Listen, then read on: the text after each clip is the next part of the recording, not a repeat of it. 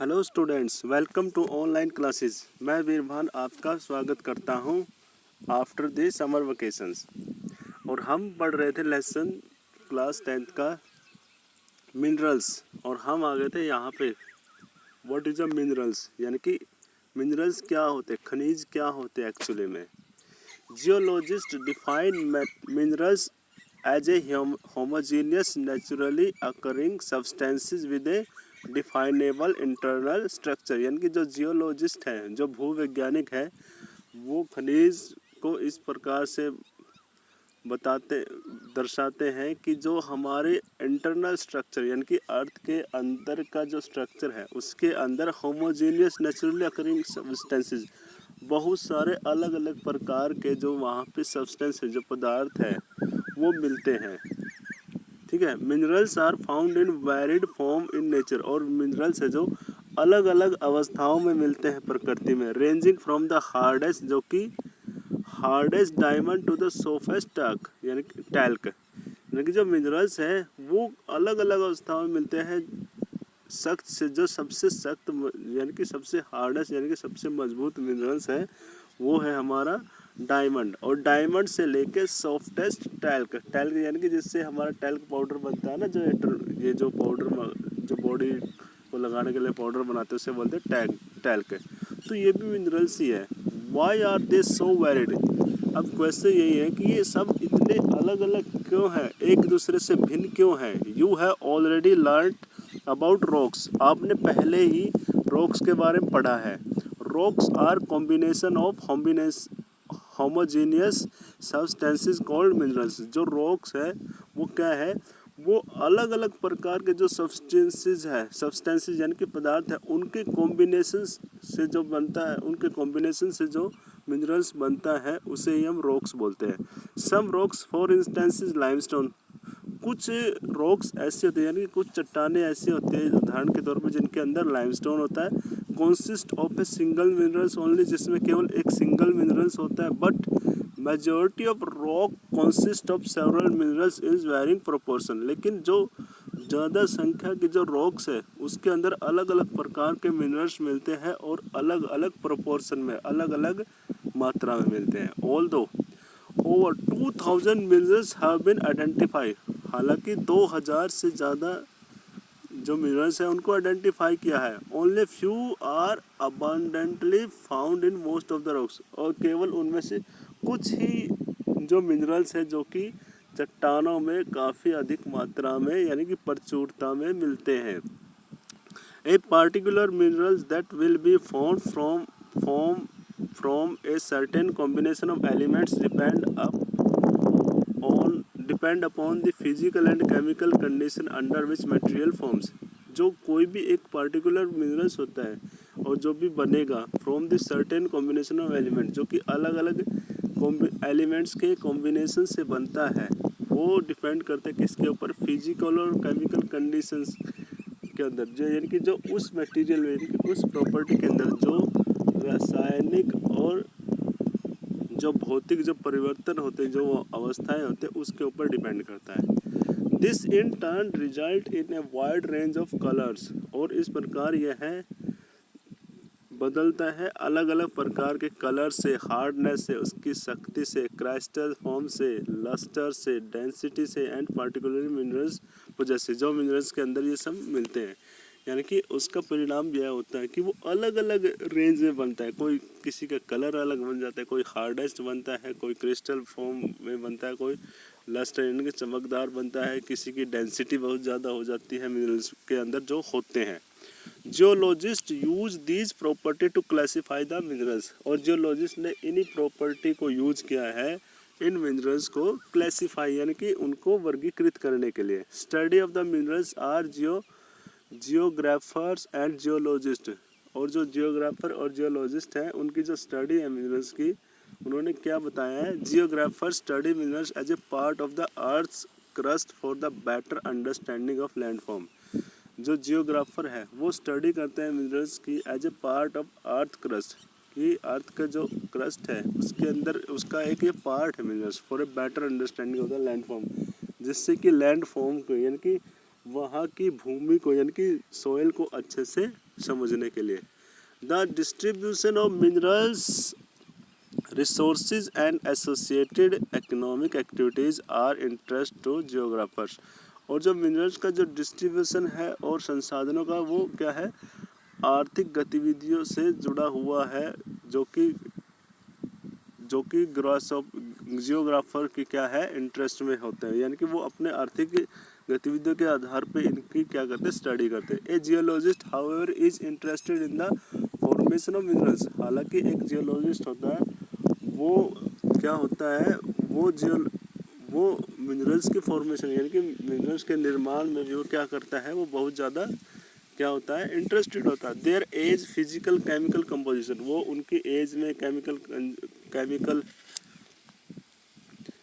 और physical composition के अंदर भी वो बहुत ज़्यादा इंटरेस्टेड होता है। However for general and commercial purposes minerals can be classified as under. तो इस प्रकार हम जो वाणिज्यिक और सामान्य जो उद्देश्य होता है इन मिनरल्स का, उसको हम यहाँ पे क्लासिफाई करेंगे उनके आधार पे। किनको करेंगे हम करेंगे यहाँ पे मिनरल्स को क्लासिफाई करेंगे। Mode of occurrences of minerals which are where are these minerals found. तो अब यहाँ पे इनके अकरेंसेस यानी कि इनके होने के आधार पे हम मिनरल्स को यहाँ पे क्या करेंगे, क्लासिफाई। पहले क्या है, where are these minerals found, ये मिनरल्स हमें कहाँ पे मिलते हैं।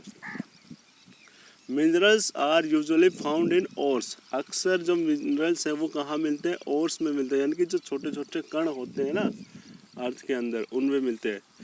These the term ore is use to describe the accumulation of any mineral mixture with other animals.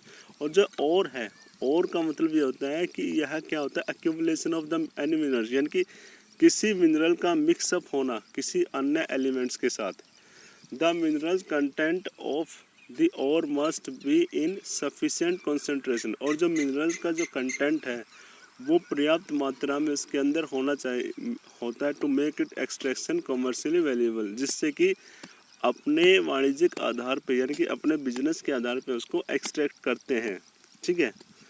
Their type of formation or structure in which they are found determine the relative areas with these minerals or may be mined।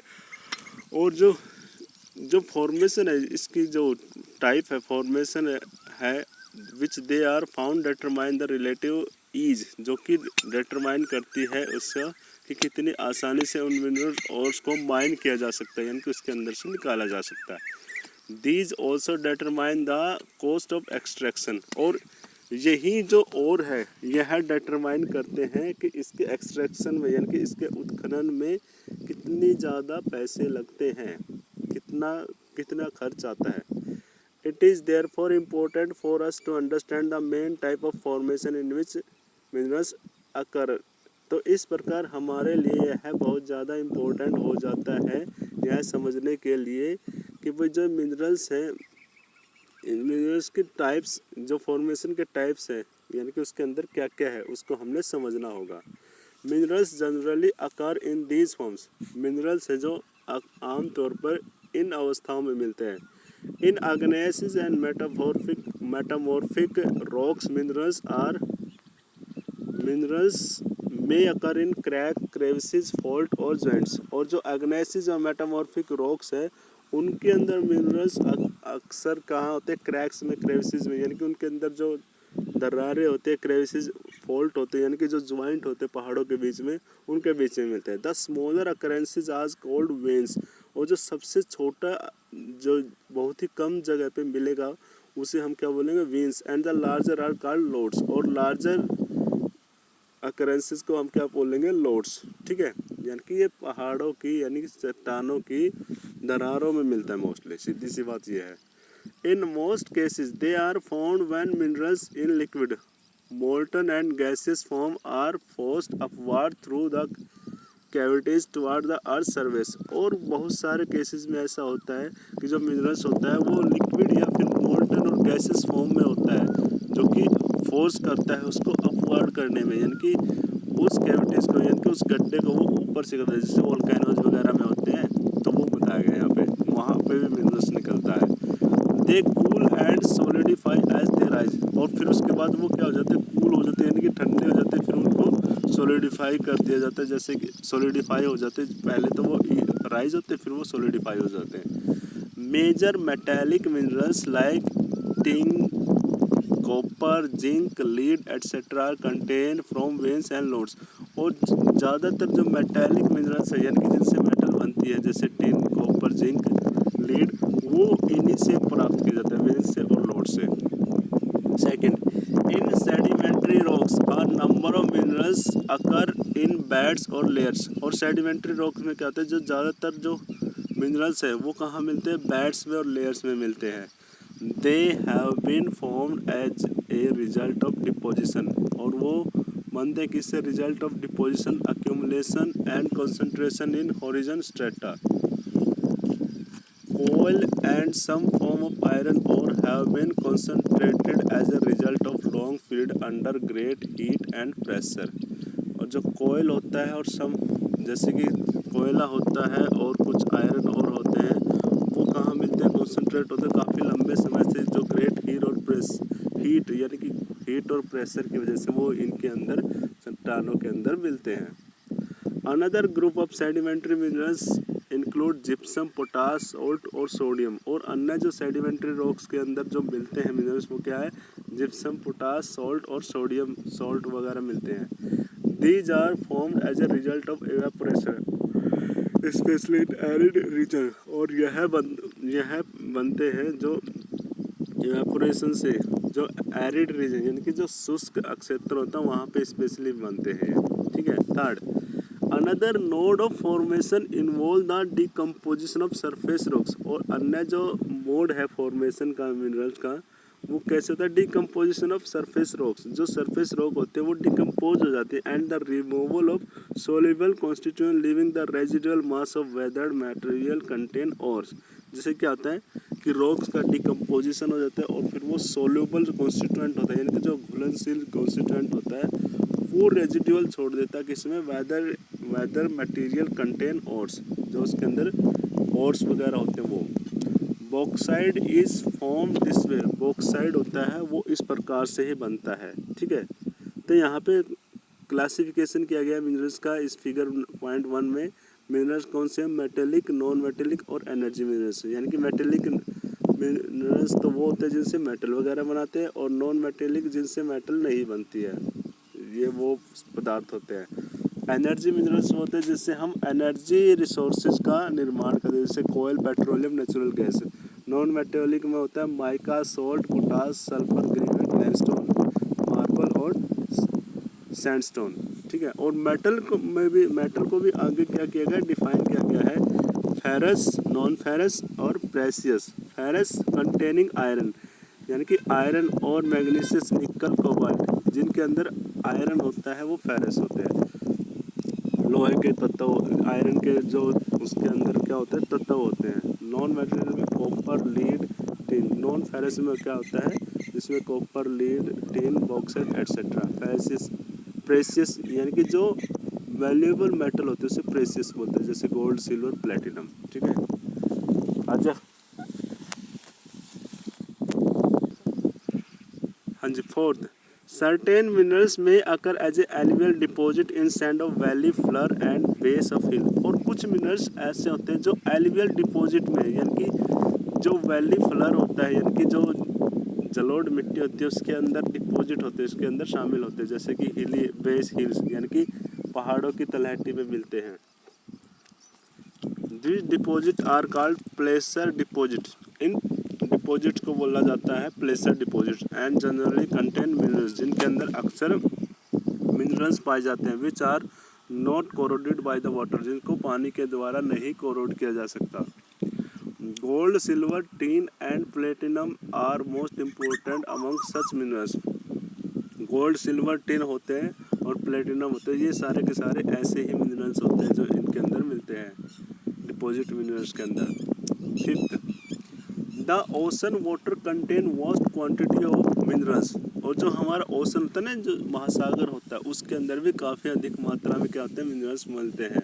But most of these are too widely diffuse to भी economic significance है, लेकिन बहुत सारे ये ऐसे होते हैं इनको इकोनॉमिक सिग्निफिकेंस के लिए यूज ही नहीं किया जा रहा। हाउएवर कॉमन सॉल्ट, जैसे कि कॉमन सॉल्ट होता है मैग्नीशियम होता, bromine are largely derived from the ocean water. ये सब मिनरल्स हम कहाँ से लेते हैं? ओशन वाटर से लेते हैं। The ocean beds too are rich in manganese nodules, और जो ओशन बेड होता है वो भी मैग्नीज नोडल में मिलता है। ठीक है। इंटरेस्टिंग फैक्ट है क्या यहाँ पे कि रेड होल माइनिंग, यानी कि रेड होल नाम की माइनिंग होती है। Do you know the most of the mineral in India are nationalize and their extraction is possible only after obtaining due permission from the government. आपको पता है ज़्यादातर हमारे जो मिनरल्स है इंडिया में वो सारे के सारे नेशनलाइज है, यानी राष्ट्रीयकृत है, यानी सरकार के अंडर में है। अगर किसी को एक्सट्रैक्शन भी करना है, यानी कि उन मिनरल्स को ऑब्टेन भी करना है, तो सरकार की परमिशन लेनी पड़ेगी। But in most of the tribal area of the north east India, लेकिन जो हमारा पूर्वी भारत है, यानी कि उत्तर पूर्वी भारत है, वहाँ पे जो ट्राइबल एरिया जहाँ पे जनजातीय लोग रहते हैं, minerals are owned by individual और कम्युनिटी। वहाँ पे जो मिनरल्स की जो ओन है, यानी कि जो मालिक है वो कौन है? या तो कोई व्यक्ति है या फिर कोई कम्युनिटी है। इन मेघालय स्टेट की ही बात कर लो, यहाँ पे there are large deposit of coal iron ore. यहाँ पे ज़्यादा संख्या में कोयल आयरन ओर मिलते हैं, लाइमस्टोन मिलते हैं, डोलोमाइट्स मिलता है, etcetera. Coal mine in Jowai and Cherrapunji in is done by family member. और यहाँ पे जवाई और चेरापूंजी क्षेत्र में जो कोयल माइनिंग की जाती है फैमिली मेम्बर के द्वारा की जाती है, in the form of long narrow tunnel, जहाँ पे वो क्या करते हैं, एक लंबी सी पतली सी क्या कर देते हैं, टनल यानी कि सुरंग बना देते हैं, और जिसे बोला जाता है रेड होल माइनिंग। इसे ही कहते हैं red hole mining. The national green tribunal has declare such activities.